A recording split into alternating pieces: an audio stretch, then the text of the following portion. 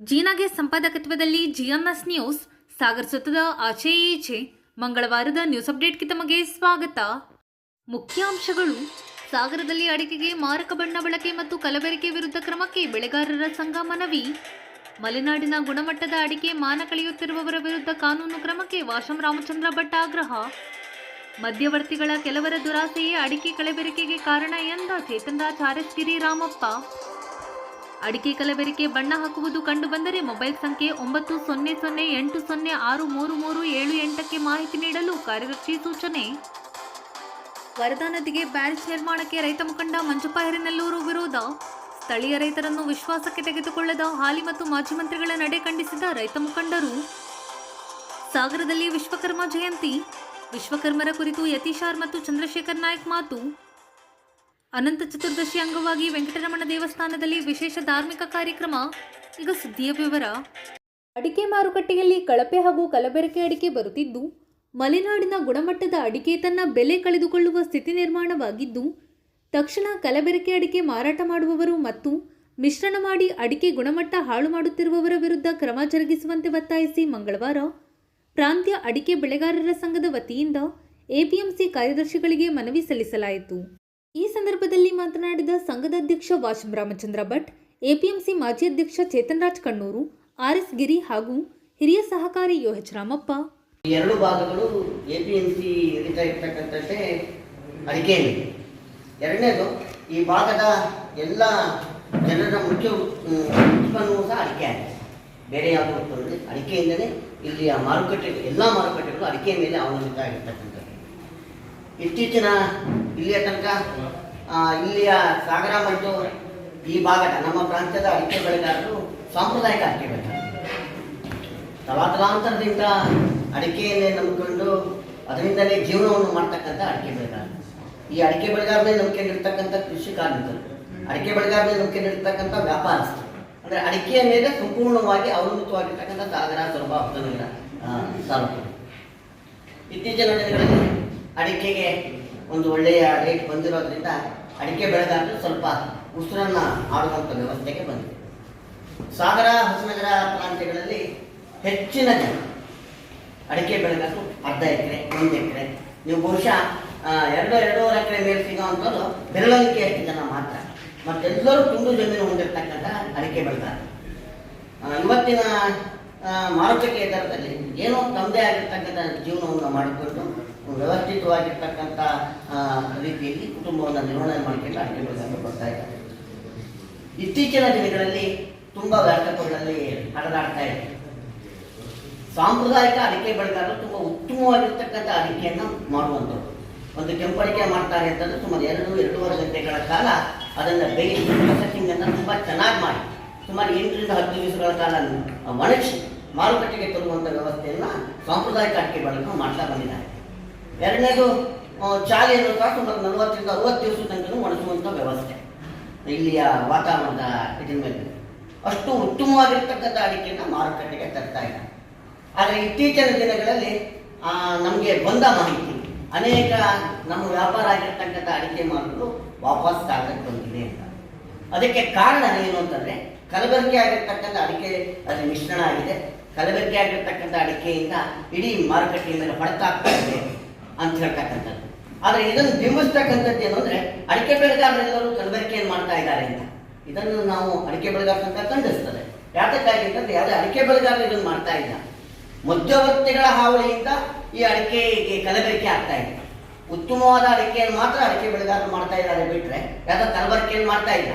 ಈಗ ಏನಾಗಿದೆ ಅಂತಂದರೆ, ಹಳ್ಳಿಗಳಲ್ಲಿ ಏನು ಫಸಲು ಗುತ್ತಿಗೆ ಮಾಡ್ತಾ ಇದ್ದಾರೆ, ಅವರಿಂದ ಏನಾದ್ರು ಆಗಿರ್ಬೋದು. ಅವರು ಇವರಲ್ಲಿ ಅಡಿಕೆ ಹಾಕಿದಾಗ ಆ ಅಡಿಕೆ ಕಲಬೆರಕೆ ಅಡಿಕೆ ಆಗಿರ್ಬೋದು, ಬಿಟ್ಟರೆ ಯಾವುದೇ ಅಡಿಕೆ ಬೆಳೆಗಾರ ಆತ ಸುವ್ಯವಸ್ಥಿತವಾಗಿರ್ತಕ್ಕಂಥ ಅಡಿಕೆಯನ್ನು ಪ್ರೊಸೆಸಿಂಗ್ ಮಾಡಿ ತುಂಬ ಉತ್ತಮವಾಗಿರ್ತಕ್ಕಂಥ ಗುಣಮಟ್ಟದ ಅಡಿಕೆಯನ್ನು ಮಾರುಕಟ್ಟೆಗೆ ತರ್ತಾ ಇದ್ದಾರೆ. ಇದರಿಂದ ಮಾರುಕಟ್ಟೆಗೆ ಒಂದು ಒಳ್ಳೆಯ ಹೆಸರಿದೆ, ಒಳ್ಳೆಯ ಹೆಸರು ಬರ್ತದೆ ಅಡಿಕೆ ಬೆಳೆಗಾರರಿಗೆ. ಆದರೆ ಇವತ್ತಿನ ಈ ಕಲಬೆರಕೆಯಿಂದ ಇಡೀ ಅಡಿಕೆ ಬೆಳೆಗಾರರೆಯ ಕಳ್ಳರು ಹೇಳ್ತಕ್ಕಂಥದ್ದನ್ನು ಬಿಂಬಿಸುವಂತಹ ರೀತಿ ಹೊರಭಾಗದಲ್ಲಿ ಆಗ್ತಾ ಇದೆ. ಮಾಧ್ಯಮಗಳಿಂದ ಪ್ರಕಟ ಆಗ್ತಾ ಇದೆ ಕೆಲವರಿಂದ. ಆದ್ದರಿಂದ ನಮ್ಮ ಒತ್ತಾಯ ಅಡಿಕೆ ಬೆಳೆಗಾರರು ಯಾರು ಕಲ್ತಿರಲ್ಲ. ಆದರೆ ಏನು ಈ ಇದು ಮಾಡ್ತಾ ಇದ್ದಾರೆ, ಕಲಬೆರಕೆಯನ್ನು ಮಾಡ್ತಾ ಇದ್ದಾರೆ. ಅಡಿಕೆಗೆ ಬಣ್ಣವನ್ನು ಹಾಕಿ ಆ ಬಣ್ಣ ಮಿಶ್ರಿತವಾದ ಅಡಿಕೆಯನ್ನ ಒಳ್ಳೆಯ ಅಡಿಕೆಗೆ ಮಿಶ್ರಣ ಮಾಡಿ ಆ ಅಡಿಕೆಯನ್ನು ಹೊರಭಾಗಕ್ಕೆ ಕಳಿಸ್ತಾ ಇದ್ದಾರೆ. ಅದು ಅಡಿಕೆ ಕಳಪೆ ಅಡಿಕೆ ಅಂತೇಳಿ ಹೊರಗಡೆ ಬರ್ತಾ ಇದೆ. ಇದರಿಂದ ಆರೋಗ್ಯಕ್ಕೂ ಹಾನಿಕಾರಕ. ಆ ಏನು ಅಡಿಕೆಗೆ ಮಿಶ್ರಣ ಮಾಡ್ತಾ ಇದ್ದಾರೆ ಆ ಆ ಬಣ್ಣವು ಸಹ ಆರೋಗ್ಯಕ್ಕೂ ಹಾನಿಕಾರಕ. ಹಾಗಾಗಿ ಅದು ಮುಂದೆ ಬೇರೆ ಬೇರೆ ಕಲ್ಲರನ್ನು ತಗೊಳ್ಬೋದು, ಕ್ಯಾನ್ಸರ್ ಬರ್ತದೆ. ಬಹುಶಃ ಇಂಥದ್ರಿಂದಲೇ ಕ್ಯಾನ್ಸರ್ ಬರ್ತದೆ ಅಂತ ಇದೆ. ಅಡಿಕೆಯಿಂದ ನಿಜವಾಗ್ಲೂ ಕ್ಯಾನ್ಸರ್ ಬರೋದಿಲ್ಲ. ಈಗಾಗಲೇ ಅದರ ಏನು ವೈಜ್ಞಾನಿಕ ಪರೀಕ್ಷೆ ಆಗಿದೆ. ಅದೇ ಮಿಕ್ಸ್ ಮಾಡೋದ್ರಿಂದ, ಕಲ್ಲರನ್ನು ಹಾಕೋದ್ರಿಂದ, ರೆಡಾಕ್ಸೈಡ್ ಇಂಥದ್ದು ಹಾಕೋದ್ರಿಂದ ಅಡಿಕೆಯಿಂದ ಬರ್ತದೆ ಹೇಳ್ತಕ್ಕಂಥದ್ದಾಗಿದೆ. ನಮ್ಮ ವಿನಂತಿ ಏನು ಅಂತಂದರೆ, ತಾವು APMC ಅವರು ಅದು ಯಾರೇ ಆಗಿರಲಿ, ಎಷ್ಟೇ ದೊಡ್ಡವರಾಗಿರಲಿ, ಯಾವ ಜಾತಿ ಆಗಿರಲಿ, ಯಾವ ಮತ ಆಗಿರಲಿ, ಯಾರೇ ಆಗಿರಲಿ, ನೀವು ಅವರನ್ನು ಕೂಡಲೇ ಬಂಧಿಸಬೇಕು. ಅಂತ ಅಡಿಕೆ ಯಾರ್ಯಾರು ಮಾಡ್ತಾ ಇದ್ರೆ ಅದನ್ನು ಹಿಡಿಬೇಕು. ಕೂಡಲೇ ಅಂಥವನ್ನ ತಾವು APMCಯಿಂದ ಮಾಡಿ ಅಂಥ ಅಡಿಕೆಗಳನ್ನು ತಾವು ಏನು ಮಾಡ್ತಾ ಇದ್ರೆ ಅವ್ರ ಲೈಸೆನ್ಸನ್ನು ರದ್ದು ಮಾಡಬೇಕು ಅಂತಕ್ಕಂಥದ್ದನ್ನ ಆಪಾದನೆ ಮಾಡ್ತಾ ಇದ್ದಾರೆ. ಯಾಕೆಂದ್ರೆ ಅವರು ಮಾಡೋದ್ರಿಂದ ಇಡೀ ಅಡಿಕೆ ಬೆಳೆಗಾರರೇ ಕಳ್ಳರು ಹೇಳ್ತಕ್ಕಂಥದ್ದನ್ನು ಬಿಂಬಿಸ್ತಾ ಇದ್ದಾರೆ. ಅದು ಆಗಬಾರ್ದು. ಯಾರು ಇದನ್ನ ಕಲಬೆರಕೆಯನ್ನು ಮಾಡ್ತಾ ಇದ್ದಾರೆ ಅವ್ರನ್ನ ಕೂಡಲೇ ಬಂಧಿಸಬೇಕು ಹೇಳ್ತಕ್ಕಂಥ ಒತ್ತಡವನ್ನು ತಮ್ಮ ಮುಖಾಂತರ ತರ್ತಾ ಇದ್ದೀವಿ. ಇದೊಂದು 15ರಿಂದ 20 ದಿವಸದೊಳಗಡೆ ಆಗಬೇಕು. ಯಾಕೆಂದ್ರೆ ತಮ್ಮ ಕಡೆಯಿಂದ ಆಗ್ಬೇಕು. ಇಂದಿಷ್ಟು ಜನ ಮಾಡ್ತಾ ಇದ್ರು, ಇದರಿಂದ ಅಡಿಕೆ ಮಾರ್ಕೆಟ್ ಹಾಳಾಗಿದೆ ಅಂತೇಳಿ. ಏನಾಗಿದೆ ಅಂದರೆ, ಮಾರುಕಟ್ಟೆಗೆ ವಾಪಸ್ ಅಡಿಕೆ ಬಂತು ಅಂದ ತಕ್ಷಣ ಮಾರುಕಟ್ಟೆಯ ದರವೂ ಸಹ ವಾಪಸ್ ಬರ್ತದೆ. ಈಗ ಬಹುಶಃ 50, 40, 45 ಬರುತ್ತೆ. ಇದು ಒಂದು ಸುದ್ದಿಗಳು ಕಾರಣ ಆಗ್ತದೆ. ಹಾಗಾಗಿ ಅದು ಆಗದೇ ಇರೋದು. ಈ ತರದ ಪ್ರೋಸೆಸ್ ಏನಾಗಬೇಕು? ಯಾಕಂದ್ರೆ ಬೆಳೆಗಾರರ ಹಿತ ಕಾಪಾಡೋದು ಎಲ್ಲದಕ್ಕಿಂತ ಬಹಳ ಮುಖ್ಯ. ರೇಟ್ ಹೋಯ್ತು, ತೀರಾ ಈ ಬೆಳೆನೇ ಒಂಥರ ಅಮೂಲ್ಯ ಪದಾರ್ಥ ಅನ್ನೋದು ಒಂದ್ಸರಿ ಡಿಕ್ಲೇರ್ ಆದ್ರೆ ಸರ್ಕಾರ ಮಟ್ಟದಲ್ಲಿ ಮತ್ತೊಂದಲ್ಲ ಅಂದ್ರೆ ಅವಾಗ ಈ APMC ವ್ಯವಸ್ಥೆನೂ ಇರಲ್ಲ. ಮತ್ತೆ ಈ ಭಾಗದಲ್ಲಿ ಏನು ಆರ್ಥಿಕ ಚಟುವಟಿಕೆಗೆ ಮೂಲ ಕಾರಣ ಇರತಕ್ಕಂಥ ಅಡಿಕೆ ಇದು ಹೋಯ್ತು ಅಂತಂದ್ರೆ ಒಂದು ಜೀವನ ಪದ್ಧತಿನೇ ಬಹಳ ಕಷ್ಟಕರ ಆಗುತ್ತೆ. ಯಾಕಂದ್ರೆ ಎಲ್ಲರ ಜೀವನ ಇದ್ರ ಮೇಲೆ ಬರೀ ಅಡಿಕೆ ಬೆಳೆಗಾರರು ಅಡಿಕೆ ಮೇಲೆ ಮಾತ್ರ ಡಿಪೆಂಡ್ ಆಗಿಲ್ಲ. ಆ ಅಡಿಕೆ ಬೆಳೆಗಾರರಿಂದ ಬೇರೆ ಎಲ್ಲ ವಹಿವಾಟುಗಳು ಅಡಿಕೆ ಬೆಳೆಯಿಂದಲೇ ನಡೀತಾ ಇರ್ತಕ್ಕಂಥದ್ದು.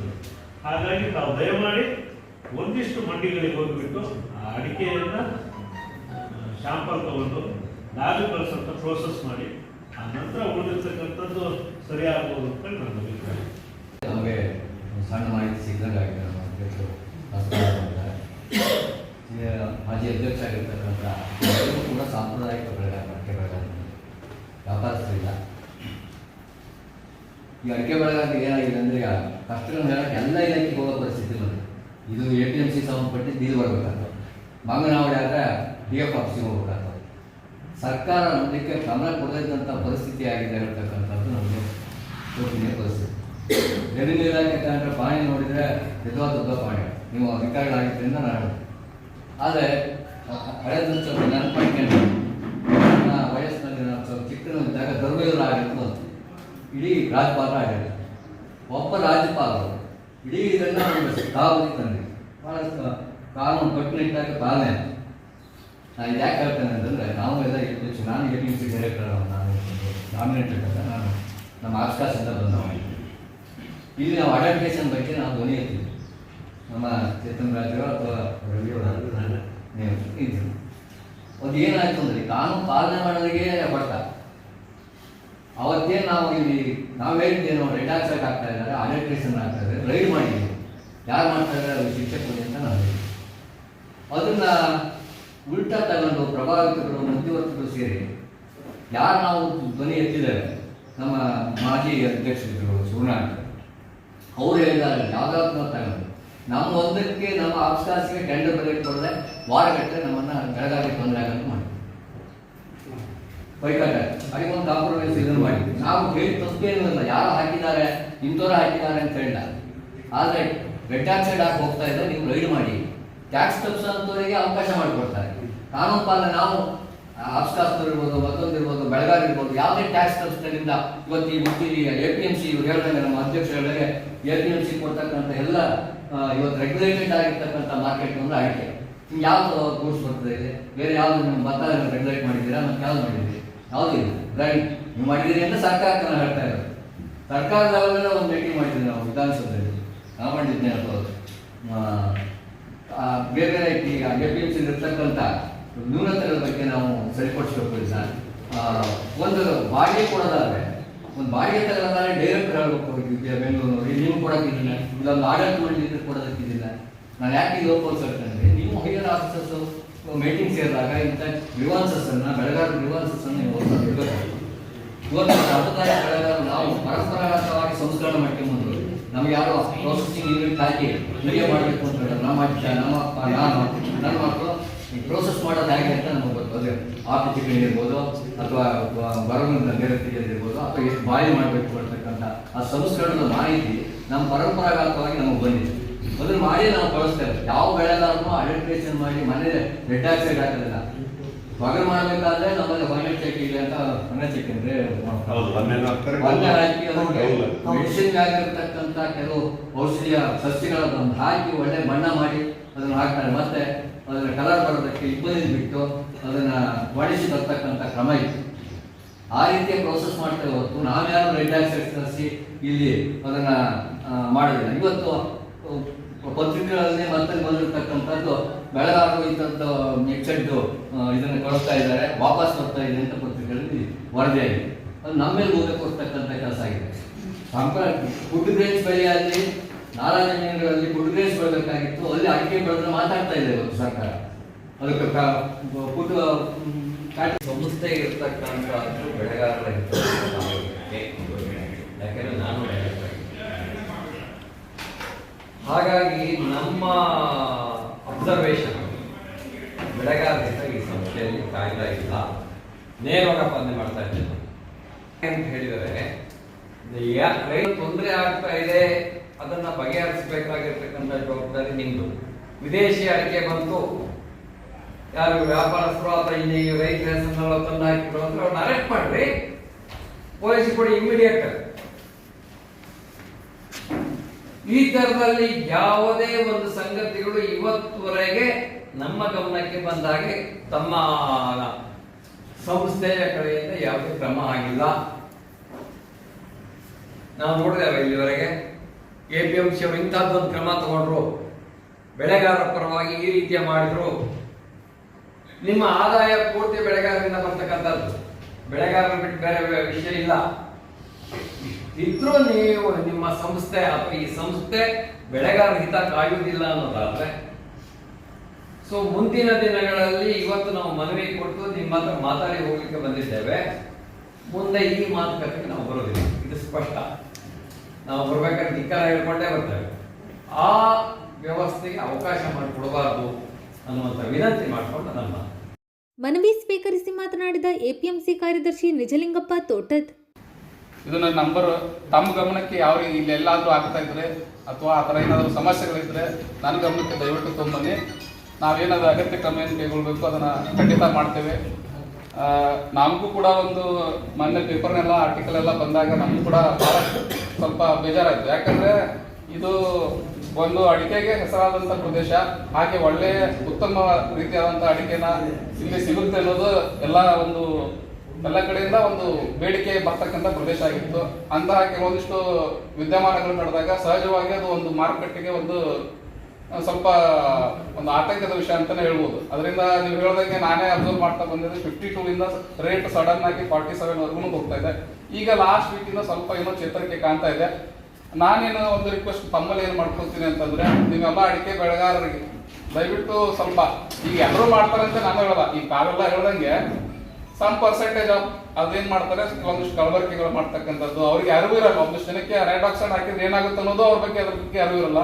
ಅಂತ ಜನರಿಗೆ ಸ್ವಲ್ಪ ನಿಮ್ಮ ಬೆಳೆಗಾರ ಸಂಘದಿಂದ ಇರ್ಬೋದು ಅಥವಾ ಬೇರೆ ಈಗ ರಿಸೋರ್ಸಸ್ ಇದೆ, ಸೊ ಈಗಿಂದ್ರು ಸೋಷಿಯಲ್ ಮೀಡಿಯಾ ಇದೆ, ಅಂಥದ್ರಲ್ಲಿ ಯಾರಾದರೂ ತಮ್ಮಲ್ಲಿ ಯಾರು ಇದ್ರೆ ಅಥವಾ ಪ್ರವೀಣರು ಇದ್ರೆ ಅಂಥವ್ರ ಕಡೆಯಿಂದ ಒಂದು ವಿಡಿಯೋ ಮಾಡಿಸೋದಾಗ್ಲಿ ಅಥವಾ ಸಾಮಾಜಿಕ ಮಾಧ್ಯಮಗಳು ಕೂಡ ಅವರಿಗೆ ಅರಿವು ಮೂಡಿಸ್ತಕ್ಕಂಥ ಕಾರ್ಯಕ್ರಮಗಳು ಏನಾದರೂ ಕೈಗೊಂಡ್ರೆ ದಯವಿಟ್ಟು ಕೂಡ ಅಂಥದ್ದು ಏನಾದರೂ ಕಾರ್ಯಕ್ರಮಗಳಿದ್ರೆ ತಿಳಿಸಬೇಕಾದ್ರೆ ನಾವು ಸುತ್ತ ಬಂದು ಅವರಿಗೆ ಅದನ್ನ ಮನವರಿಕೆ ಮಾಡುವಂತ ಕೆಲಸ ಮಾಡೋಣ. ಅಥವಾ ಅಡಿಕೆ ಸಂಶೋಧನಾ ಸಂಸ್ಥೆ ಇದೆ, ಅಲ್ಲಿಂದ ಯಾರಾದರೂ ರಿಸೋರ್ಸ್ ಪರ್ಸನ್ ಕರೆಸಿ ಕಾರ್ಯಕ್ರಮಗಳು ಏನಾದರೂ ನಾವು ಆಯೋಜನೆ ಮಾಡೋದಿಲ್ಲ, ಅವ್ರಿಗೆ ಬೇಕಾದ್ರೆ ನಾವು ಲೆಟರ್ ಕೊಟ್ಟು ಅವ್ರಿಗೆ ಕರೆಸಿ ಮಾತಾಡಿಸುವಂತ ವ್ಯವಸ್ಥೆ ಮಾಡೋಣ. ಜನರಲ್ಲಿ ಇದ್ರ ಬಗ್ಗೆ ಅರಿವು ಮತ್ತೆ ಅವರಿಗೆ ಬೆಳೆಗಾರರಲ್ಲಿ ಕೂಡ ಸಹ ಅರಿವು ಬೇಕಾಗ್ತದೆ. ನಾವು ಮೊನ್ನೆ ಶುಕ್ರವಾರ ದಿವಸ ಅಡಿಕೆ ನಮ್ಮ ವರ್ತಕರ ಸಂಘದ ಮೀಟಿಂಗ್ ಅಲ್ಲೂ ಕೂಡ ಅದೇ ಚರ್ಚೆ ಮಾಡಿದ್ವಿ, ಮೊನ್ನೆ ಹೊಸನಗರದಲ್ಲಿ ಆದಂತ. ಅವ್ರ ಸಮಸ್ಯೆನೂ ಅದೇ ಹೇಳ್ತಾರೆ. ಈಗ ನಾವು ಇನಿಷಿಯಲ್ ಸ್ಟೇಜ್ ಅಲ್ಲಿ ನೀವು ಮಾರ್ಕೆಟ್ ಬಂದಾಗನೇ ಅದನ್ನ ಸರಿಯಾಗಿ ನೋಡಿ ವೆರಿಫೈ ಮಾಡಿ ಸರಿಯಾಗಿ ನೀವು ತಗೊಂಡ್ರೆ ಅಡಿಕೆ ಬೆಳೆ ಮಾರ್ಕೆಟ್ಗೂ ಕೆಟ್ಟ ಹೆಸರು ಬರಲ್ಲ. ಅದೇ ಅಭಿಪ್ರಾಯನ ನಾವು ಅಲ್ಲಿ ವ್ಯಕ್ತ ಮಾಡಿದ್ದು. ಏನಂದ್ರೆ ಇನಿಷಿಯಲ್ ಎಲ್ಲರೂ ತಗೋಬೇಕು, ನಮ್ಮ ಮಾರ್ಕೆಟ್ಗೆ ನಮ್ಮ ಮಂಡಿಗೆ ಜಾಸ್ತಿ ಬರಬೇಕು ಅನ್ನೋದೊಂದು ಬಿಟ್ಟು ಆ ಸರಿಯಾಗಿ ಇನಿಷಿಯಲ್ ಪಾಯಿಂಟ್ ಅಲ್ಲಿ ಅದನ್ನ ಕಟ್ ಡೌನ್ ಮಾಡಿದ್ರೆ ಯಾರಿಗೂ ಕೆಟ್ಟ ಹೆಸರು ಬರಲ್ಲ, ಮಾರುಕಟ್ಟೆಗೂ ಕೂಡ ಸರಳವಾಗಿ ಯಾವುದೇ ಒಂದು ಸಮಸ್ಯೆ ಇಲ್ಲದೆ ನಡ್ಕೊಂಡು ಹೋಗುತ್ತೆ. ತಾವು ಕೂಡ ಇದ್ರ ಬಗ್ಗೆ ಬೆಳೆಗಾರರಲ್ಲಿ ಒಂದು ಅರಿವು ಮೂಡಿಸಿದಂತ ಕಾರ್ಯಕ್ರಮದಲ್ಲಿ ತಾವು ಕೂಡ ಭಾಗಿಯಾಗ್ತೀರ ಅಂತ ಹೇಳ್ತಾ, ತಾವೇನು ಮನವಿ ಕೊಟ್ಟಿದ್ರಿ ಅದಕ್ಕೆ ನಾವು ಅವಶ್ಯವಾಗಿ ಕ್ರಮವನ್ನು ಕೈಗೊಳ್ತೀವಿ ಅಂತ ನಾನು ಭರವಸೆ ನೀಡ್ತಾ ನನ್ನ ಎರಡು ಮಾತು. ಮನವಿ ಸಲ್ಲಿಕೆ ಸಂದರ್ಭದಲ್ಲಿ ರವಿಕುಮಾರ್ HM, ರಾಜೇಂದ್ರ ಕಂಡಿಕ, ವೆಂಕಟೇಶ್, ನಾಗಾನಂದ, ರಾಜಶೇಖರ್ ಹಂದಿಗೋಡು ಇನ್ನಿತರರು ಹಾಜರಿದ್ದರು. ಸೊರಬ ತಾಲೂಕಿನ ಸೊರಬ ಪಟ್ಟಣ ಮತ್ತು ಆನವಟ್ಟಿ ಭಾಗಕ್ಕೆ ನೀರು ಪೂರೈಸಲು ತಾಳಗುಪ್ಪ ವರದಾ ನದಿಗೆ ಬ್ಯಾರೇಜ್ ನಿರ್ಮಾಣ ಮಾಡಿ ನೀರು ತುಂಬಿಸಲು ಮುಂದಾಗಿರುವ ಜಿಲ್ಲಾ ಉಸ್ತುವಾರಿ ಸಚಿವರ ಕ್ರಮ ಖಂಡನೀಯ. ಈ ಯೋಜನೆಯಿಂದ ತಾಳಗುಪ್ಪ ಹೋಬಳಿಯ 3 ಗ್ರಾಮ ಪಂಚಾಯಿತಿ ವ್ಯಾಪ್ತಿಯ ರೈತರು ತಮ್ಮ ಫಸಲು ಕಳೆದುಕೊಳ್ಳುವ ಜೊತೆಗೆ ಜಮೀನನ್ನು ಶಾಶ್ವತವಾಗಿ ಕೈಬಿಡುವ ಸ್ಥಿತಿ ನಿರ್ಮಾಣವಾಗುತ್ತದೆ ಎಂದು ರೈತ ಮುಖಂಡ MB ಮಂಜಪ್ಪ ಹಿರೇನಲ್ಲೂರು ತಿಳಿಸಿದರು. ಮಂಗಳವಾರ ಸುದ್ದಿಗೋಷ್ಠಿಯಲ್ಲಿ ಮಾತನಾಡಿದ ಅವರು, ಮಿತ್ರರಿಗೆ ನಮಸ್ಕಾರ. ಈ ದಿನ ನಾವು ಕರ್ನಾಟಕ ರಾಜ್ಯ ರೈತ ಸಂಘ ಸಾಗರ ತಾಲೂಕು ಘಟಕದಿಂದ ಒಂದು ಪತ್ರಿಕಾ ಹೇಳಿಕೆ ಕರೆದಿದ್ದೀವಿ. ನಮ್ಮ ತಾಲೂಕು ಹೋಬಳಿ ಸೊರಬ ವಿಧಾನಸಭೆಗೆ ಇದು ಸೇರಿದೆ. ವರದಾ ನದಿ ಮುಖ್ಯ ನದಿಯಲ್ಲಿ ವರದಾ ನದಿ ಹರಿತೈತಿ. ತಾಲೂಕು ಹೋಬಳಿ ಭಾಗದಾಗೆ ವರದಾ ನದಿ ಅಲ್ಲಿ ಮುಖ್ಯವಾಗಿ ಹರಿತೈತಿ. ಆ ನದಿಗೆ ಕನ್ನೊಳೆ, ಮಾವಿನೊಳೆ, ಕಣಸೆ ಹೊಳೆ ಅಂತೇಳಿ 4 ಹೊಳೆ ಜಾಯಿಂಟ್ ಹಾಕವು. 4 ಹೊಳೆ ಜಾಯಿಂಟ್ ಆಗೋದ್ರಿಂದ ಹೆಚ್ಚು ಕಡಿಮೆ ಅವು ನಮ್ಮ ತಟ್ಟೆಗುಂಡಿ ಕಡ್ಸೂರ್ ಭಾಗದಾಗೆ ಜಾಯಿಂಟ್ ಹಾಕವು, ಎಲ್ಕೊಂಡ್ಲಿ ತುದಿ ಭಾಗದಾಗೆ. ಇದು ಪ್ರತಿ ವರ್ಷ ನೀರ್ ಜಾಮ್ ಆಗಿ ಅಲ್ಲಿನ ಜನ ಏನ್ ಮಾಡ್ತಾರೆ, 40-50 ದಿನ ನೀರ್ ನಿಲ್ಲೋದ್ರಿಂದ ಪ್ರತಿ ವರ್ಷನೂ ನಮ್ ಬೆಳೆ ನಷ್ಟ ಐತೆ ಅಂತ ಒಂದು ಪರಿಹಾರ ತಗೊಳೋದು ಮೊದ್ಲಿಂದ ವಾಡಿಕೆ ರೂಢಿ ಬಂದ್ಬಿಟ್ಟೈತಿ. ಆಕ್ಚುಲಿ ಅದು ಅನಾಹುತನೂ ಆಗೈತಿ. ಬಟ್ ಅದನ್ನ ತಲೆಗಿಟ್ಕೊಂಡು ಹಿಂದಿನ ಸರ್ಕಾರದಾಗೆ ಕುಮಾರ್ ಬಂಗಾರಪ್ಪನವರು ಈ ಏನಪ್ಪಾ ಅಂದ್ರೆ ಇಲ್ಲಿ ಸೊರಬದ ಹತ್ರ ಒಂದು ಇದ್ ಮಾಡಿದ್ರಲ್ಲ, ಯಾವ್ದದು ದಂಡವತಿ ಯೋಜನೆ ವಿರೋಧ ಆಗಿ ಅಲ್ಲಿ ಜನ ಎಲ್ಲ ವಿರೋಧ ಮಾಡ್ಬಿಟ್ರು. ಅದನ್ನ ನಿಲ್ಲಿಸಿದ್ರು, ಸ್ಥಗಿತ ಮಾಡಿದ್ರು. ಆದ್ರೆ ಇವ್ರ ಕಾನ್ಸೆಪ್ಟ್ ಯಾರ್ದು, ಕುಮಾರ್ ಬಂಗಾರಪ್ಪ, ಮಧು ಬಂಗಾರಪ್ಪ, ಸೊರಬಕ್ ನೀರ್ ಕೊಡ್ಬೇಕು, ಸೊರಬ ಆನವಟ್ಟಿ ಕೆರೆ ನೀರ್ ತುಂಬಿಸ್ಬೇಕು, ಕುಡಿಯಕ್ ನೀರ್ ತುಂಬಿಸ್ಬೇಕು. ಬಟ್ ಇದು ಅವ್ರಿಗೆ ಸೊರಬ ತಾಲೂಕಿಗೆ ನಮ್ ತಾಲೂಕು ಹೋಬಳಿ ಸಿಕ್ಕಿರೋದು ಒಳ್ಳೆ ಈ ಮಸಳೆ ಬಾಯಿಗೆ ನಾವು ಆಹಾರ ಕೊಟ್ಟಂಗೆ ಆತ. ಈಗ ಇಲ್ಲಿ ಹಿಂದೆ ಒಬ್ಬ ಬಲವಾದ ಹೋರಾಟಗಾರರಿದ್ದರು. ಅಲ್ಲಿನ ರೈತರು ಪ್ರಜ್ಞಾವಂತರಲ್ಲ, ಅವ್ರು ಸುಮ್ಮನೆ ಮನೆ ಮಲ್ಕಿಂದ ಇರ್ತಾರೆ. ಎಲ್ಲರಿಗೂ ಆದಂಗೆ ನಂಗೂ ಆಗದ್ ಬಿಡು ಅಂತ, ಎಲ್ಲರಿಗೂ ಆಗತ್ತೆ ಅಂತ ನನಗೂ ಆಗತ್ತೆ ಅಂತ ಬಿದ್ಕೊಂಡ್ರೆ ಸರ್ಕಾರ ಪರ ಹಾಕವು. ಯಾವಾಗ್ಲೂ ಹೋರಾಟ ಮಾಡಿದೆ ಮನೆ ಮಲ್ಕಿಂದ್ರೆ ಎಲ್ಲರಿಗೂ ಆದಂಗೆ ಆಗೋದು, ಸರ್ಕಾರ ಪರ ಆಗೋದು. ದಯಮಾಡಿ ಹಿಂದೆ ಕಾಗೋಡು ತಿಮ್ಮಪ್ಪನವರು ಈ ರೈತರು ಮುಗ್ಧ ಜನ ಅಂತೇಳಿ ಅವರೇ ಹೋರಾಟ ಮಾಡಿ ಅವರೇ ನಿರ್ಣಯ ತಗೊಂಡು ಉಳೋನವಲ್ದುಡಿ ಇಂಥವನ್ನೆಲ್ಲ ತಂದ್ಬಿಟ್ರು ಜನರಿಗೆ. ಒಳ್ಳೆ ಜನ ಆರಾಮ ಇದಾರೆ. ಈಗ ಒಬ್ಬೊಬ್ರಿಗೆ 4-5 ಎಕರೆ ಜಮೀನು ಸಿಕ್ಕಿಂದು. ಬಟ್ ಈಗ ಕುಮಾರ್ ಬಂಗಾರಪ್ಪ, ಮಧು ಬಂಗಾರಪ್ಪ ಇಬ್ರು ಸೇರಿ ನಮ್ ತಾಲೂಕ ವರದಾ ನದಿ ನೀರನ್ನ ಸ್ಟೋರೇಜ್ ಮಾಡಿ ಅಲ್ಲಿನ ಕೆರೆ ತುಂಬಿಸೋದು, ಎಲ್ಲಿ ಆನವಟ್ಟಿ ಮತ್ತೆ ಸೊರಬ ಕೆರೆ ತುಂಬಿಸೋದು, ಕುಡಿಯ ನೀರಿನ ವ್ಯವಸ್ಥೆಗಾಗಿ 5 ಬ್ಯಾರೇಜ್ ಮಾಡ್ತಾರ. 5 ಬ್ಯಾರೇಜ್ ಮಾಡಿ ನೀರ್ ಸ್ಟೋರೇಜ್ ಮಾಡಿ ಲಿಫ್ಟ್ ಇರಿಗೇಷನ್ ಮಾಡ್ತಾರ ಅವ್ರು. ಎಲ್ಲಿ ಗಾಳದ ಗುಡ್ಡೆ ಹತ್ರ ವರದಾ ನದಿಗೆ. ಅದು ಮಾಡೋದು ಸೊರಬ ತಾಲೂಕಿನಿಗೆ. ಹೊಳೆ 4 ಹರಿಯೋದು ತಾಲೂಕು ಹೋಬಳಿ. ಈಗ ನೋಡ್ರಿ, ಈಗ ಅಲ್ಲಿ ಕಾಮಗಾರಿ ಆಗೋದು ನಮ್ ತಾಲೂಕು ಹೋಬಳಿ ಜನರಿಗೆ ಗೊತ್ತಿರೋದಲ್ಲ. ಬಟ್ ಅನಾಹುತ ಆಗೋದು ಮಾತ್ರ ಕಂಪ್ಲೀಟ್ ಹಿರೇನಲ್ 2ನೇ ಭಾಗ ಮಂಡಗಳೆ. ಅಲ್ಲಿ ಊರು ಸಾಮಾನ್ಯವಾಗಿ ಯಾವ್ಯಾವ ಊರು ಸೇರ್ತವಂತ ನಾನು ಹೇಳ್ತೀನಿ.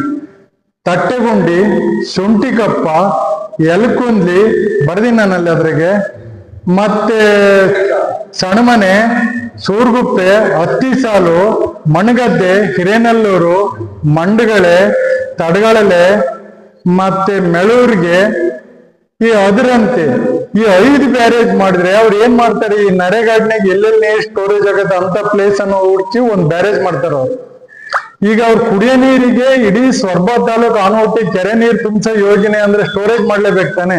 ಸ್ಟೋರೇಜ್ ಮಾಡಿದೆ ಅದ್ ಹೆಂಗ್ ನೀರು ಹೋಯ್ತಾನೆ. ನಿನ್ನೆ ನಾನು ಕುಮಾರ್ ಬಂಗಾರಪ್ಪ ಫೋನ್ ಮಾಡಿದಾಗ ಅದನ್ನೇ ಅದು ಏನು ತೊಂದರೆ ಇಲ್ಲ ಮಂಜಪ್ಪರೇ, ನಾವು ಹೊಳೆ ಅಡಿಪಾಯದಾಗ ನೀರ್ ಇಡ್ತೀವಂತ.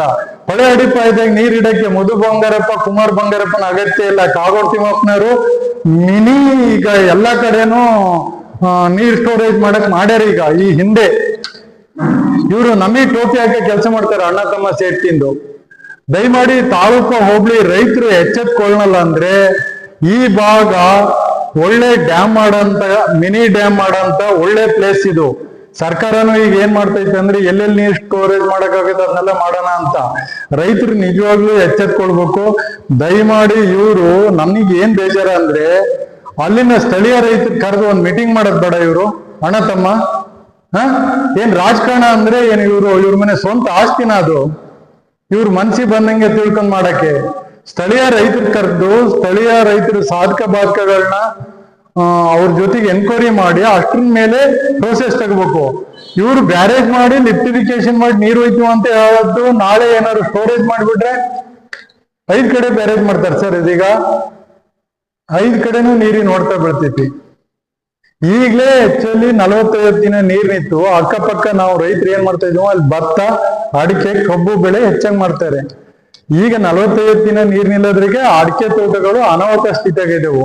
ಇವ್ರು ಬ್ಯಾರೇಜ್ ಮಾಡ್ಬಿಟ್ರೆ ನಾವು ಬಲೆ ತಗೊಂಡು ಮೀನ್ ಹಿಡ್ಕೊಂತ ಮಾರ್ಕಿತ ಜಮೀನ್ ಕಳ್ಕೊಂಡು ಆರಾಮಿರ್ಬೋದು.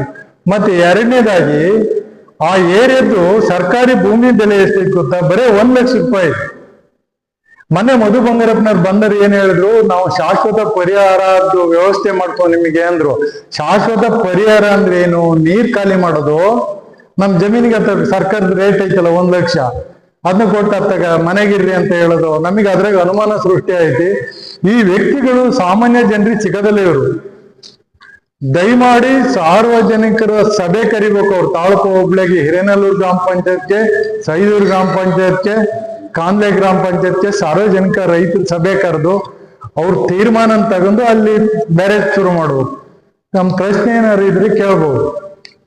ಸಂಘದ ಸತೀಶ್ ಅಂಗಡಿ ಯಲಕುಂದ್ಲಿ ಮಾತನಾಡಿದರು. ಗೋಷ್ಠಿಯಲ್ಲಿ ದೇವು ಅಲಳ್ಳಿ, ರಮೇಶ್ ಐಗಿನಬೈಲು, ದಿನೇಶ್ ಕಾಗೋಡು, ರಾಜು ತೊರಗೋಡು ಇನ್ನಿತರರು ಹಾಜರಿದ್ದರು. ಜಗತ್ತನ್ನು ಕಟ್ಟುವಲ್ಲಿ ವಿಶ್ವಕರ್ಮ ಅವರ ಪಾತ್ರ ಪ್ರಮುಖವಾಗಿದೆ. ಕಲೆಯಲ್ಲಿ ಸೃಜನಶೀಲತೆಯನ್ನು ಮೊದಲು ತೋರಿಸಿಕೊಟ್ಟವರು ವಿಶ್ವಕರ್ಮರು ಎಂದು ಉಪವಿಭಾಗಾಧಿಕಾರಿ ಯತೀಶಾರ್ ತಿಳಿಸಿದರು.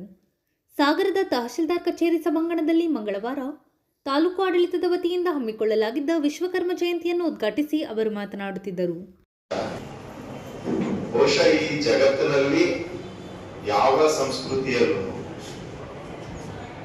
ಕುಶಲಕರ್ಮಿಗಳ ಬಗ್ಗೆ ಒಂದು ದೇವರನ್ನ ಸ್ಥಾಪನೆ ಮಾಡಿ ಪೂಜಿಸ್ತಕ್ಕಂಥ ಪದ್ಧತಿ ಈ ಜಗತ್ತಿನಲ್ಲೇ ಎಲ್ಲೂ ಇರ್ಲಿಕ್ಕೆ ಸಾಧ್ಯ ಇಲ್ಲ. ನಮ್ಮಲ್ಲಿ ನಮ್ಮ ಸಂಸ್ಕೃತಿ ಶುರುವಾದದ್ದು ವೇದಗಳಿಂದ ಅಂತ ಶುರು ಮಾಡಿದ್ರೆ, ನಮ್ಮ ಮೊದಲ ವೇದ ಋಗ್ವೇದದಲ್ಲೇ ಭಗವಾನ್ ವಿಶ್ವಕರ್ಮ ಅವರ ಬಗ್ಗೆ ಸುಮಾರು 4-5 ಪದ್ಯಗಳನ್ನ ಬರೆದಿದ್ದಾರೆ. ಅಂದ್ರೆ ಸಮಾಜವನ್ನ ಕಟ್ಟುವುದರಲ್ಲಿ ಕುಶಲಕರ್ಮಿಗಳ ಸ್ಥಾನ ಏನು, ಅವ್ರು ಮಾಡ್ತಕ್ಕಂಥ ತ್ಯಾಗ ಏನು, ಅವರ ಸಮಾಜದಲ್ಲಿ ಅವ್ರ ಸ್ಥಾನ ಏನು ಅಂತಕ್ಕಂಥದ್ದನ್ನ 6000 ವರ್ಷಗಳ ಹಿಂದೆನೆ ಸ್ಥಾಪನೆ ಮಾಡುವಂತ ಸಂಸ್ಕೃತಿ. ಆದ್ರಿಂದ ನಾವು ಯಾಕೆ ಈ ರೀತಿ ಜಯಂತಿಗಳನ್ನ ಮಾಡ್ತೇವೆ ಅಂದ್ರೆ, ಇವತ್ತು ಈ ಜಗತ್ತಿಲ್ಲಿ ಬಂದು ನಿಲ್ಲಲಿಕ್ಕೆ ಎಷ್ಟೋ ಜನರ ಕೊಡುಗೆ, ಆದರೆ ಅವರ ಕುಶಲ ಅಂದ್ರೆ ಅವರ ಸ್ಕಿಲ್ ನಲ್ಲಿ ಜಗತ್ತನ್ನ ಕಟ್ಟಿದವರನ್ನ ನೆನೆಸ್ಕೊಂಡು, ಅಂದ್ರೆ ತಮ್ಮೆಲ್ಲರನ್ನ ನೆನೆಸ್ಕೊಂಡು, ನಮ್ಮ ಪೂರ್ವಜರನ್ನ ನೆನೆಸ್ಕೊಂಡು, ನೀವು ಕಟ್ಟಿಬಿಟ್ಟಿರ್ತಕ್ಕಂಥ ದೇಶದಲ್ಲಿ ನೀವು ಕೊಟ್ಟಿರ್ತಕ್ಕಂಥ ಕೊಡುಗೆ ಏನು ಅಂತ ನೆನೆಸ್ಕೊಳ್ಳಿಕ್ಕೆ ಜಯಂತಿಯನ್ನ ನಾವು ಮಾಡ್ತಕ್ಕಂಥದ್ದು. ಅದನ್ನು ಭಗವಾನ್ ವಿಶ್ವಕರ್ಮ ಅವರ ಜಯಂತಿ ಅಂತಕ್ಕಂಥ ಭಗವಂತನನ್ನ ನೆನೆಸ್ಕೊಂಡು ಮಾಡಿದ್ರು ಕೂಡ ನಾವು ನಿಜವಾಗ್ಲೂ ನೆನೆಸ್ಕೊಳ್ಳೋರು ಯಾರು ಅಂದ್ರೆ, ಹಗಲು ರಾತ್ರಿ ಕಷ್ಟಪಟ್ಟು ನಮ್ಮ ಸ್ಕಿಲ್ ಕೃಷ್ಣ ಅವರಲ್ಲಿದ್ದ ಇದರಲ್ಲಿ ಸ್ಕಿಲ್ ಒಬ್ರು ಕಂಬಾರರು ಇರ್ಬೋದು, ಮರಗೆಲಸ ಮಾಡೋರು ಇರ್ಬೋದು, ಕಟ್ಟೆನೆಯವರು ಇರ್ಬೋದು, ಇದೆಲ್ಲ ಇಲ್ಲ ಅಂದ್ರೆ ಒಂದು ದೇಶ, ಒಂದು ಸಮಾಜ ಇಲ್ಲಿ ಸಾಧ್ಯನೇ. ಆ ನಿಟ್ಟಿನಲ್ಲಿ ಬಹುಶಃ ಯಾವ ಸಂಸ್ಕೃತಿಯಲ್ಲೂ ಇದನ್ನು ಮಾಡ್ಲಿಕ್ಕೆ ಸಾಧ್ಯನೇ ಇಲ್ಲ. ನಾವು ದೇಶ ಕಟ್ಟಿದವರು ಯಾರು ಅಂದ್ರೆ ಕೇವಲ ರಾಜರನ್ನ ನೆನೆಸ್ಕೋತೀವಿ, ರಾಜಕಾರಣಿಗಳನ್ನ ನೆನೆಸ್ಕೋತೀವಿ, ಆದ್ರೆ ದೇಶವನ್ನ ಕಟ್ಟುವವರು ಯಾರು? ನಿಜವಾಗ್ಲೂ ಈ ರೀತಿ ಹಗಲು ರಾತ್ರಿ ಕಷ್ಟಪಟ್ಟ ಕುಶಲಕರ್ಮಿಗಳು. ಆದ್ರಿಂದ ಇವತ್ತು ಈ ಜಯಂತಿ ಮೂಲಕ ತಾವೆಲ್ಲ ಏನು ಪ್ರತಿದಿನ ಕಷ್ಟಪಟ್ಟು ಈ ಸಮಾಜವನ್ನ ಕಟ್ತೀವಿ, ನಮ್ಮೆಲ್ಲರಿಗೂ ಒಂದು ರೀತಿ ವಂದನೆಯನ್ನ ಸಲ್ಲಿಸಲಿಕ್ಕೆ ಸರ್ಕಾರದ ವತಿಯಿಂದ, ತಾಲೂಕಾಡಳಿತದ ವತಿಯಿಂದ ನಾವು ಈ ಜಯಂತಿಯನ್ನು ಆಚರಿಸ್ತೇವೆ. ಈ ಜಯಂತಿ ಮೂಲಕ ತಮ್ಮೆಲ್ಲರಿಗೂ ನಾನು ವಂದನೆಗಳನ್ನು ಸಲ್ಲಿಸ್ತೇನೆ. ಯಾಕೆಂದ್ರೆ ತಮ್ಮೆಲ್ಲರ ಶ್ರಮದಿಂದಾನೆ ನಾವು ಪ್ರತಿನಿತ್ಯ ನಮ್ಮ ಜೀವನದಲ್ಲಿ ನಾವು ಬಳಸೋ ಪ್ರತಿಯೊಂದು ವಸ್ತುವಿನಿಂದಲೂ ಯಾರೋ ಒಬ್ಬ ಕುಶಲಕರ್ಮಿಯ ಸೇವೆ ಇದ್ದೇ ಇರ್ತದೆ. ಅದನ್ನ ನೆನೆಸ್ಕೊಂಡು ನನಗೆ ಬಹಳ ಖುಷಿ ಆಗ್ತದೆ. ಒಂದು ವಿಚಾರ ಯಾಕಪ್ಪ ಅಂದ್ರೆ, ಹೋದ ವರ್ಷ ಇದೇ ದಿನ PM ವಿಶ್ವಕರ್ಮ ಸ್ಕೀಮ್ ಅಂತ ಹೇಳಿ ಒಂದು ದೊಡ್ಡ ಸ್ಕೀಮ್ ಅನ್ನ ಕೇಂದ್ರ ಸರ್ಕಾರ ಲಾಂಚ್ ಮಾಡಿದೆ 17ನೇ ತಾರೀಕು. ಏನು ಆ ಸ್ಕೀಮ್ ನ ಉದ್ದೇಶ ಅಂದ್ರೆ, ಈ ರೀತಿ ನಮ್ಮ ಕುಶಲಕರ್ಮಿಗಳಲ್ಲಿ ಎಲ್ಲರನ್ನ ನಾವು ಐಡೆಂಟಿಫೈ ಮಾಡಿ ಅವ್ರಿಗೊಂದು ಐಡೆಂಟಿಟಿ ಕಾರ್ಡ್ ಅನ್ನ ಕೊಡಿಸ್ಬೇಕು.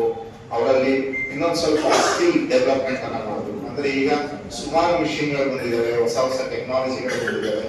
ಇದ್ರ ಬಗ್ಗೆ ಎಲ್ಲರಿಗೂ ಒಂದು ಅವೇರ್ನೆಸ್ ಅನ್ನ ಮೂಡಿಸ್ಬೇಕು. ಆಮೇಲೆ ಎಲ್ಲರಿಗೂ ಈಸಿಯಾಗಿ ಸಾಲ ಸಿಗ್ಬೇಕು. ಈಗ ಯಾರೋ ಒಂದು ಸಣ್ಣ ಅಂಗಡಿಯನ್ನು ಹಾಕೊಂಡಿರ್ಬೋದು, ಅವರು ದೊಡ್ಡ ಮಟ್ಟದಲ್ಲಿ ಬೆಳಿಲಿಕ್ಕೆ ಅವ್ರಿಗೆ ಸಾಲ ಕೊಡ್ತಕ್ಕಂಥ ಒಂದು ಕಾರ್ಯಕ್ರಮ, ಬಹಳ ಅದ್ಭುತವಾದ ಕಾರ್ಯಕ್ರಮವನ್ನು ಕೇಂದ್ರ ಸರ್ಕಾರ ಹೋದ ವರ್ಷ ಇದೇ ದಿನ ಸ್ಟಾರ್ಟ್ ಮಾಡಿದ್ರು. ಇವತ್ತು ಸುಮಾರು 2.5 ಕೋಟಿ ಜನ ಸ್ಕೀಮ್ ನ ಫಲಾನುಭವಿಗಳಾಗಿದ್ದಾರೆ. ಇವತ್ತು ನಾನು ಬೆಳಗ್ಗೆ ನೋಡ್ತಾ ಇದ್ದೆ. ಒಂದು ಸಣ್ಣ ಖುಷಿ ಏನಪ್ಪಾ ಅಂದ್ರೆ, ಆ ಕಾರ್ಯಕ್ರಮ ಲಾಂಚ್ ಆಗಿದ್ದಿನ ಆ ಕಾರ್ಯಕ್ರಮದಲ್ಲಿ ನಂದು ಒಂದು ಅಲ್ಲಿ ಸೇವೆ ಇತ್ತು. ಅದು ಪ್ರಧಾನಮಂತ್ರಿ ಉದ್ದವನ್ನು ಕೂಡ ಇವತ್ತು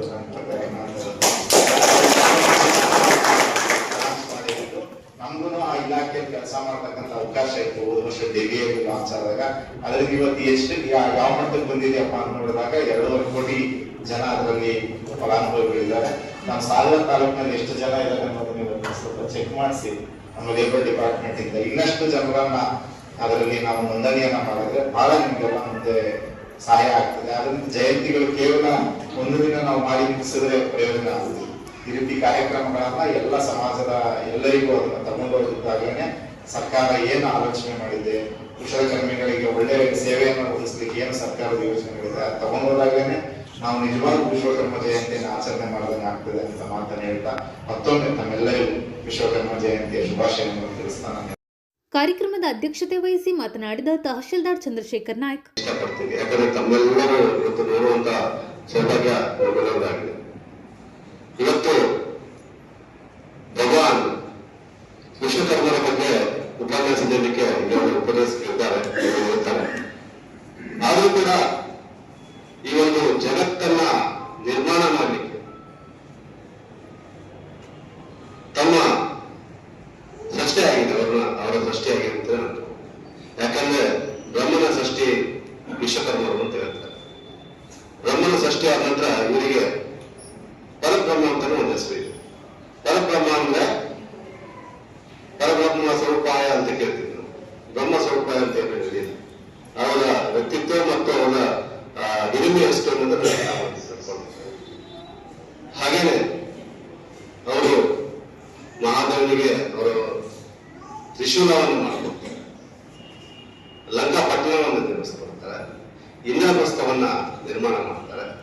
ಹೀಗೇನೆ ಶ್ರೀಕೃಷ್ಣನಿಗೆ ದ್ವಾರಕಾ ಪಟ್ಟಣವನ್ನ ನಿರ್ಮಾಣ ಮಾಡ್ತಾರೆ.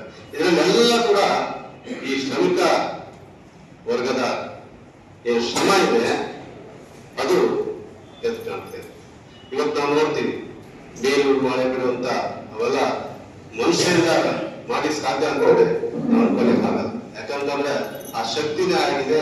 ಅದನ್ನ ನೋಡಿದಾಗ ನಾವು ನಮ್ಮ ಮನಸ್ಸಲ್ಲಿ ಆ ರೀತಿ ಮನೋಭಾವನೆ ಬರ್ತದೆ. ಯಾಕಂದ್ರೆ ಒಂದು ಮರದ ಕೆತ್ತನೆ ಮಾಡೋದು ಕಷ್ಟ ಆಗುವಂತ ಕಾಲ ಆಗಿದೆ. ಆವಾಗ ನೂರಾರು ವರ್ಷಗಳ ಹಿಂದೆ, ಸಾವಿರಾರು ವರ್ಷಗಳ ಹಿಂದೆ ಅಂತಹ ಒಂದು ಭವ್ಯವಾದಂತಹ ಕಟ್ಟಡಗಳನ್ನು ನಿರ್ಮಾಣ ಮಾಡ್ತಾರೆ ಅಂತಂದ್ರೆ ಅವರ ಹಿರಿಮೆ ಎಷ್ಟಿದೆ, ಅವರ ಒಂದು ಸ್ವಾಮಿತ್ವ, ಸ್ವಾಮಿ ನಿಷ್ಠೆ ಎಷ್ಟಿತ್ತು ಅಂತ ಹೇಳಲಿಕ್ಕೆ ನಮ್ಗೆ ಇವತ್ತು ಕಂಡು ಬರ್ತಾ ಇದೆ. ಯಾಕಂದ್ರೆ ಸ್ವಾಮಿ ನಿಷ್ಠೆಯಿಂದ ಯಾವ ಕೆಲಸ ಮಾಡಿದ್ರೆ ಅದು ಅರ್ಥಪೂರ್ಣ ಆಗಲಿಕ್ಕಿಲ್ಲ.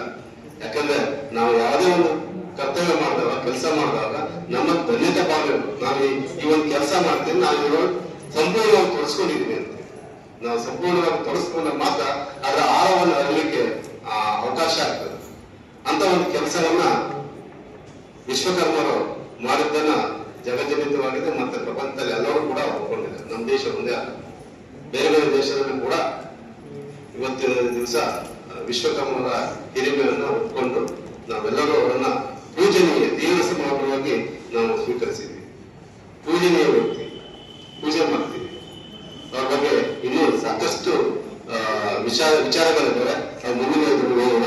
ನಮಗೆ ಬೇರೆ ಬೇರೆ ಕೆಲಸಗಳಿಂದ ಇವತ್ತು ಸರ್ಕಾರದ ಮಟ್ಟದ ಒಂದು ವಿಡಿಯೋ ಕಾನ್ಫರೆನ್ಸ್ ಇರೋದ್ರಿಂದ ನಾನು ಮತ್ತು ನಮ್ಮ ಎಸ್ ಸಿ ಸರ್ ಹೋಗ್ತೀವಿ. ನಮ್ಮ ಚಂದ್ರಶೇಖರ್ ಹೋಗ್ತಾರೆ, ಅವ್ರ ಜೊತೆಗೆ ನೀವು ಎಲ್ಲ ಅಭಿಪ್ರಾಯವನ್ನು ಹಂಚ್ಕೊಳ್ಳಿ ಮತ್ತು ಎಲ್ಲರಿಗೂ ಒಳ್ಳೆಯದಾಗಲಿ. ಇವತ್ತು ಹೆಚ್ಚಿನ ಸಂಖ್ಯೆಯಲ್ಲಿ ಬಂದು ನಮ್ಮನ್ನು ಉಳಿದು ನಿರ್ಮಿಸುತ್ತೀರ ಅಂತ ಹೇಳ್ತಾ ನನ್ನ ಎರಡು ಮಾತನ್ನ. ಶಿಕ್ಷಕಿ ಸುಮಾಯನ್ ಉಪನ್ಯಾಸ ನೀಡಿದರು. ವಿಶ್ವಕರ್ಮ ಸಮಾಜದ ಅಧ್ಯಕ್ಷ ಮಂಜುನಾಥಾಚಾರ್, ಕಾರ್ಯದರ್ಶಿ ಜಯಂತ್ ಗಡೆಮನೆ, ಉಪಾಧ್ಯಕ್ಷ ಚಂದ್ರಾಚಾರ್, ಉಪ ತಹಶೀಲ್ದಾರ್ ಚಂದ್ರಶೇಖರ್ ಇನ್ನಿತರರು ಹಾಜರಿದ್ದರು. ಶಾರದಾ ಪ್ರಾರ್ಥಿಸಿದರು, ಶಾಂತಮೂರ್ತಿ ಸ್ವಾಗತಿಸಿದರು, ಮೋಹನ್ ವಂದಿಸಿದರು, ವಿಟಿ ಸ್ವಾಮಿ ಕಾರ್ಯಕ್ರಮ ನಿರೂಪಿಸಿದರು. ಸಾಗರದ ಶ್ರೀರಾಂಪುರ ಬಡಾವಣೆಯಲ್ಲಿ ಶ್ರೀ ವೆಂಕಟರಮಣ ಸ್ವಾಮಿ ದೇವಸ್ಥಾನದಲ್ಲಿ ಮಂಗಳವಾರ ಅನಂತ ಚತುರ್ದಶಿ ಅಂಗವಾಗಿ ಶ್ರೀದೇವರಿಗೆ ವಿಶೇಷ ಪೂಜೆ ಸಲ್ಲಿಸಲಾಯಿತು. ಸಾವಿರಾರು ಭಕ್ತಾದಿಗಳು ಧಾರ್ಮಿಕ ಕಾರ್ಯಕ್ರಮದಲ್ಲಿ ಪಾಲ್ಗೊಂಡಿದ್ದರು. ದೇವಸ್ಥಾನ ಸಮಿತಿ ಪ್ರಮುಖರು ಈ ಸಂದರ್ಭದಲ್ಲಿ ಹಾಜರಿದ್ದರು.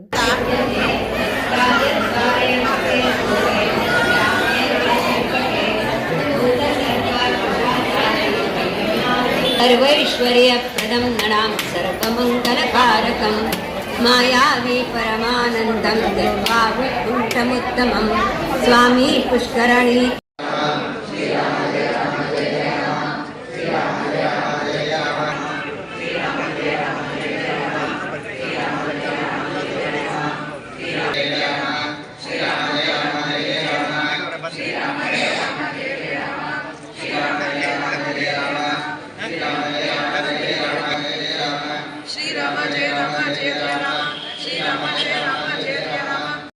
ಇದು ಮಂಗಳವಾರದ ಸಮಗ್ರ ಸುದ್ದಿ.